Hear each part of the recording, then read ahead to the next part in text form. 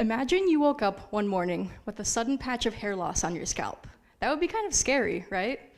Well, imagine if the hair loss continued to spread, where you've now lost all of the hair on your entire head, including your eyebrows and eyelashes, or if it spreads even further, where you've now lost all of the hair on your entire body. Now, we're only imagining here today, but this is actually reality for about 7 million Americans. And this hair loss is also known as a disease called alopecia areata. And it arises when our immune system begins to dysfunction. Instead of protecting us from a foreign invader like a bacteria or a virus, it actually turns against us and begins attacking our own healthy body tissues. And in the case of alopecia, those sites of attack are actually hair follicles found all throughout our body. Now, usually our hair follicles are smart, and they have a variety of defense mechanisms to really help shield or protect them from our immune system. But during alopecia, there seems to be a breach in that defense.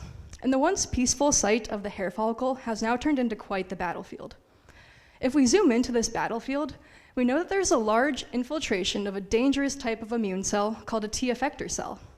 We believe these cells are responsible for physically attacking our hair follicle, causing damage and thus hair loss seen in this disease.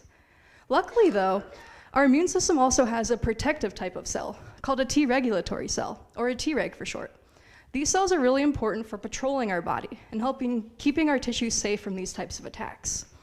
But what we've noticed during alopecia is that the number of T effector cells is vastly outnumbering the army of our protective T regulatory cells. And as you might suspect, the army with the larger number of cells is really going to dictate the field, gain control, and ultimately cause disease and damage. So this did raise an interesting question to us. What happens if we're to increase the size of our protective Treg army? Would this be enough to sway the balance, regain control, and help bring back a state of peace around the hair follicle? So in our lab, I've set out to answer this very question. We're able to study alopecia by using mice. We can induce them to get disease, and about a month later, they will begin to develop hair loss that behaves a lot like human alopecia.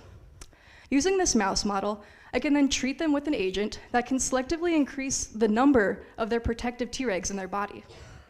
And thus far, what I've been able to show is if we can boost those Treg numbers early on in disease, mice are completely protected from going on to lose hair.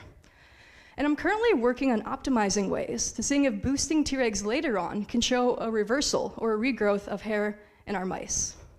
So ultimately, during my time here, I'm hoping to generate data that could support the generation of a new treatment option for those millions of Americans who are waking up every day with the very much real patches of hair loss on their scalp.